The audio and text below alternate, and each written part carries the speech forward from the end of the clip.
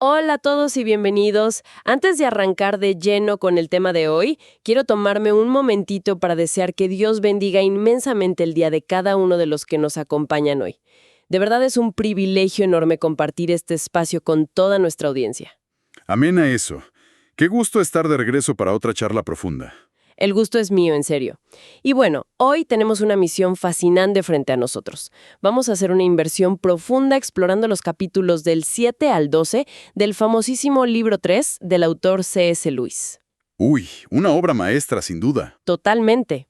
Y la misión de hoy, para quienes nos escuchan, que sabemos que son eternos aprendices, es destilar conceptos que son sumamente desafiantes sobre la moral cristiana. O sea, vamos a ir mucho más allá de la superficie de lo que llamamos buena conducta. Exacto. Porque, por lo general solemos ver la moralidad como si fuera un código de tránsito. Ya sabes, luz roja te detienes, luz verde avanzas. No robar, pagar tus impuestos y ya está. Sí, como una lista de verificación, ¿no? Justamente, es muy cómodo verlo así porque te permite tachar cosas de la lista y decir, pues hoy fui una buena persona porque no atropellé a nadie. Pero estas páginas rompen por completo con esa idea. Claro. Revelan un sistema de transformación personal súper profundo. Vamos a abrir el capó y a meter las manos en el motor de la naturaleza humana para entender la mecánica real del perdón, el orgullo y la fe. Y vaya que arranca con algo radical, porque si le preguntas a alguien cuál es la virtud cristiana más impopular de todas, muchos pensarían en la castidad, o tal vez en renunciar al dinero. Sí, suele ser lo primero que viene a la mente. Pero no.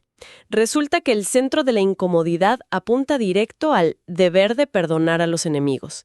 Y, no estamos hablando de perdonar al que se coló en la fila del supermercado. O al compañero que hizo un comentario sarcástico en la oficina. Exacto. Hablamos de atrocidades reales. El texto menciona la reacción de la gente ante la idea de que una víctima perdone a la Gestapo, por ejemplo.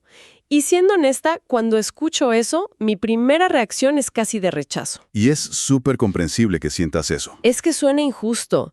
¿Pedirle a una víctima que perdone a su torturador? Esa repulsión capta la respuesta visceral que todos tenemos ante la injusticia extrema.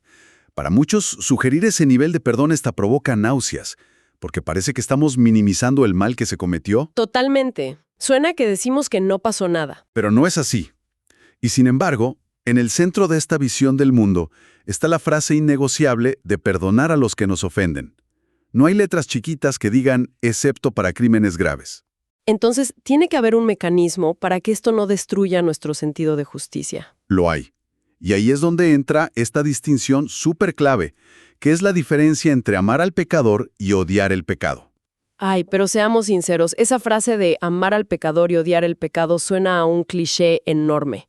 O sea, en la vida real, ¿cómo separas mentalmente la crueldad de la persona que tienes enfrente siendo cruel?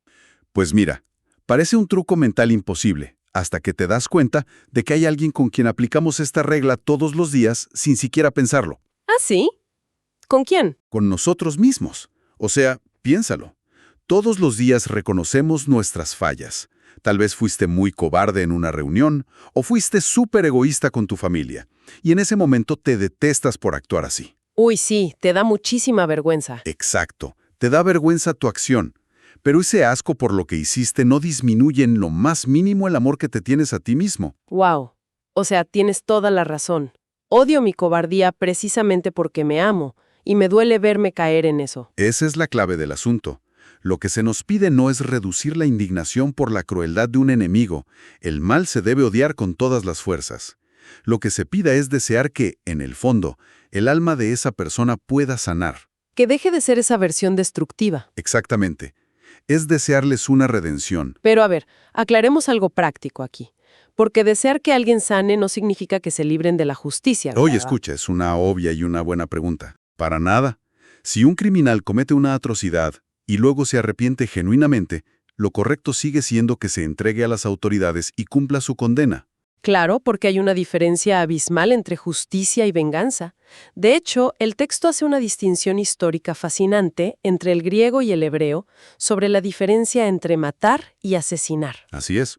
Un soldado en combate o un juez dictando sentencia están ejerciendo justicia. El acto es letal, sí, pero el deber moral es hacerlo sin disfrutar del sufrimiento del otro, sin alimentar el odio interno. porque el verdadero veneno es ese odio. El texto explica una progresión geométrica aterradora sobre esto. O sea, alguien te trata mal, tú devuelves el golpe y entonces tienes que odiarlos más para justificar tu propia crueldad. Y ellos hacen exactamente lo mismo de vuelta. Se crea un círculo vicioso eterno que destruye a los dos. La caridad y el perdón no pueden ser solo una emoción. No es sentir mariposas por alguien que te hizo daño. No, las emociones son súper volátiles. La caridad no es simpatía, es un estado de la voluntad. La regla es actuar como si amaras al prójimo, aunque no lo sientas al principio.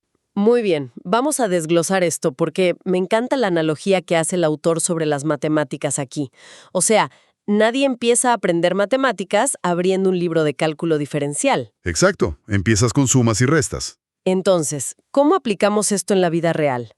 Supongo que empezando por perdonar a nuestra pareja por un mal comentario en el desayuno, antes de intentar perdonar atrocidades mayores, ¿no? Absolutamente. Tienes que entrenar el músculo de la voluntad con las ofensas pequeñas. Es la aritmética del perdón. Me parece un enfoque súper práctico. Ahora, si la caridad trata de dirigir la voluntad hacia los demás, tenemos que preguntarnos qué es lo que bloquea todo este proceso. Y esa es la gran pregunta. ¿Cuál es el muro gigante con el que chocamos? Pues es el núcleo de toda esta filosofía, el gran pecado central. El orgullo. El orgullo, exacto. Es el vicio supremo por el cual el diablo se convirtió en diablo. Y hay que definirlo bien, porque siento que hoy usamos la palabra orgullo muy a la ligera. Según las fuentes, el orgullo es puramente competitivo. O sea, nadie disfruta de ser rico o inteligente nada más porque sí. No, lo que disfrutan es ser más ricos o más inteligentes que el de al lado. Exacto. Si todos fueran igual de ricos, se acabaría la satisfacción. Es una distinción brillante. Otros vicios, como la avaricia, te llevan a competir por accidente, porque los recursos se acaban. Pero el orgullo es enemistad pura. Es disfrutar pisando al otro para sentirte superior. Y aísla muchísimo a la persona. Ahora, hay una trampa peor, que es el orgullo religioso. Esto sí me dio escalofríos. Uy, sí es el más peligroso. Porque es adorar a un Dios imaginario que, según tú, te aprueba y te hace sentir superior al resto, solo porque cumples las reglas. Te vuelves el centro de tu propia religión. Y el orgullo se infiltra en el sistema que se suponía que debía curarlo. Ahora, contrasta esto con la vanidad. A ver, la vanidad. Uno pensaría que alguien vanidoso es lo peor. No. Alguien que busca aplausos todo el tiempo. Pues resulta que la vanidad es un defecto mucho más infantil y menos grave. De verdad. Pero sí es súper molesto estar con alguien así. Es molesto, claro, pero la persona vanidosa todavía valora la opinión de los demás. Hay una vulnerabilidad ahí. Le importa lo que piensas, lo cual demuestra cierta humildad residual. Claro, necesita a los demás. Exacto. En cambio, el orgulloso verdaderamente oscuro ya ni siquiera busca el aplauso, porque desprecia tanto a los demás que sus opiniones no le importan en lo absoluto. ¡Qué soledad tan profunda! Bueno, aquí es donde se pone realmente interesante. Voy a ser de abogada del diablo por un segundo. Adelante. ¿Qué pasa si alguien siente mucho orgullo por su hijo que se acaba de graduar o orgullo por su escuela? O sea, ¿eso también es pecado? Depende por completo de la motivación. Si con orgullo te refieres a una cálida admiración por el esfuerzo de tu hijo, entonces no hay problema. Eso es alegría genuina. ¿Y cuando se vuelve veneno? Cuando usas la graduación de tu hijo para sentirte superior a las otras familias, si lo haces para restregarles el éxito en la cara, entonces vuelve a ser el veneno del orgullo. Claro, lo usas para competir. Así es. Lo que nos lleva a redefinir qué es realmente ser humilde. Mucha gente piensa que una persona humilde es alguien que camina encorvado pidiendo perdón por existir. Si alguien que se la pasa diciendo, ¡ay, soy un inútil, no valgo nada! Pero, paradójicamente, alguien que hace eso se la pasa pensando exclusivamente en sí mismo. Es como un narcisismo encubierto. Totalmente. La verdadera humildad no es pensar menos de ti mismo, es pensar menos en ti mismo. Una persona humilde simplemente no dedica tiempo a pensar en sí misma en absoluto. ¿Es alguien alegre que se interesa en tu vida y ya está? Me encanta esa visión. Y bueno, dado que el orgullo nos ancla a esta competencia terrenal constante, la única forma de elevar la mirada es a través de la esperanza. Una virtud que tiene muy mala fama hoy en día, por cierto. Sí, muchos la ven como una forma de escapismo. Creen que pensar en el cielo o en el mundo venidero te hace inútil para arreglar los problemas de este mundo. Pero la historia nos dice lo contrario. Fíjate en los cristianos que más hicieron por este mundo material. Los apóstoles, o los que abolieron la esclavitud. Ajá. Fueron justamente los que tenían la mente más enfocada en el cielo.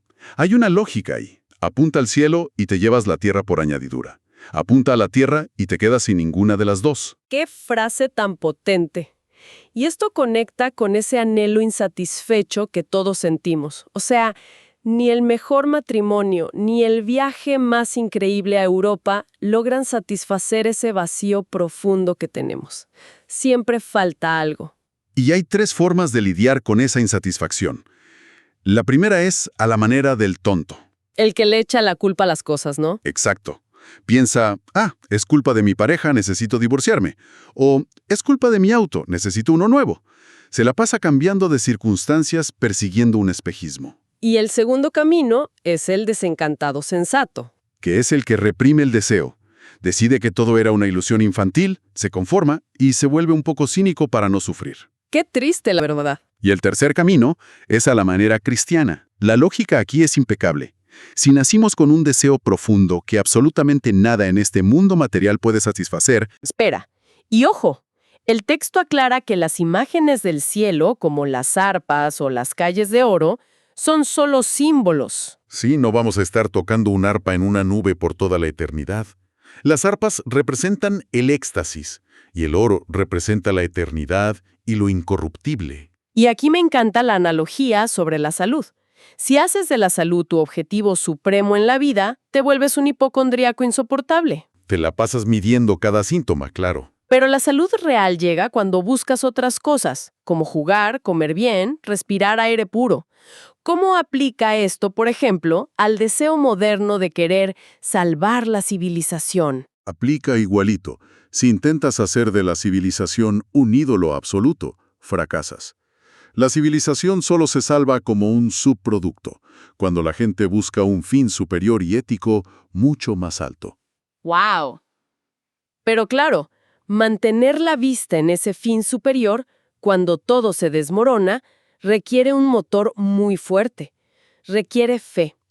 Y las fuentes nos muestran que la fe opera en 2 niveles distintos. Vamos con el nivel 1, que es la creencia. Mucha gente piensa que es la razón peleando contra la fe. Pero no lo es. No, es la razón y la fe peleando juntas contra la emoción y la imaginación. O sea, la razón está del mismo lado que la fe. Absolutamente. Piensa en el paciente que va a cirugía. Con su razón, confía plenamente en la anestesia y en los médicos. Pero en el instante en que le ponen la máscara en la cara, Entra en pánico total. entra en pánico. Su imaginación y su miedo irracional le hacen perder la fe temporalmente en lo que su razón sabe que es cierto. O como el niño en la clase de natación. Sabe que el agua sostiene el cuerpo. Lo ha visto 1000 veces. Pero cuando el instructor lo suelta, el miedo al vacío lo domina y empieza a hundirse. Exactamente. Por eso la fe necesita ser alimentada todos los días, porque nuestras emociones intentan borrar constantemente lo que ya aceptamos como verdadero. Y ese es solo el primer nivel. Luego viene el nivel 2, que es la bancarrota moral y la entrega. Que es un territorio súper vulnerable, porque no puedes entender esta bancarrota solo pensando en ella. Tienes que intentar ser bueno de verdad perfecto por unas semanas. Y ahí es donde descubres la fuerza del mal que llevas dentro. Porque solo el que resiste hasta el límite conoce la fuerza de la tentación. Si te rindes a los 5 minutos, no sabes nada de esa fuerza. Es como caminar contra el viento. Claro, solo descubras la fuerza del viento cuando caminas en su contra, no cuando te dejas arrastrar. Exacto. Y cuando fallas en ese intento de ser perfecto, te das cuenta de que no puedes poner a Dios en deuda contigo. Entonces, ¿qué significa todo esto? Porque mucha gente ve la religión como una transacción. Hago cosas buenas y Dios me paga con la salvación. Pero el texto da una analogía magistral sobre un niño y su padre. ¿Sí? Imagínate que un niño le pide dinero a su papá para comprarle un regalo de cumpleaños al mismo papá. Ajá. El padre se lo da, el niño compra el regalo y se lo entrega. El papá está encantado. Pero sería ridículo pensar que el papá obtuvo una ganancia financiera neta. Pues no, si el dinero ya era de él desde el principio. Así es nuestra relación con Dios. Todo lo que le damos ya es suyo. No podemos ganar nuestra salvación. ¡Qué belleza de analogía! Y sobre el debate de si importa más la fe o las buenas obras, se resuelve comparándolas con las 2 hojas de unas tijeras. Ambas son absolutamente necesarias para cortar el papel. Qué viaje tan increíble hemos dado hoy. Y bueno, para resumir esto para cualquiera que nos escuche, estas no son solo reglas teóricas aburridas. Para nada. La lección práctica es empezar mañana mismo actuando con la voluntad. Actúa como si amaras, reconoce tu propio orgullo escondido, y cuando hagas tu mayor esfuerzo moral y falles, simplemente suelta el control. Deja que Dios actúe donde tus fuerzas terminan. Exacto. Reconoce tu incapacidad. Y mira, para cerrar, quiero dejar un pensamiento final en el aire. Una pequeña provocación basada en todo esto. Uy, a ver, te escuchamos. Si nuestros deseos terrenales más profundos y no satisfechos son realmente ecos de un verdadero hogar al que pertenecemos, ¿qué nos dice eso sobre nuestras ansiedades y frustraciones actuales? Es una gran pregunta. ¿Será posible que ese sentimiento constante de vacío e insuficiencia no sea un error en nuestra psicología? ¿Qué tal si es la señal de que estamos funcionando exactamente como fuimos diseñados? ¡Wow! ¡Qué pensamiento tan profundo para llevarnos y reflexionar en la semana! Cambia por completo cómo vemos nuestra propia insatisfacción. Y bueno, antes de despedirnos, quiero avisarles explícitamente a todos los que nos están escuchando que próximamente habrá una nueva inmersión profunda analizando más contenido de este mismo libro 3. Así es, todavía hay mucha tela de dónde cortar. Ha sido un placer enorme. Igualmente. Nos despedimos con muchísima gratitud, que Dios bendiga inmensamente a todos nuestros oyentes y guíe sus pasos. Hasta la próxima.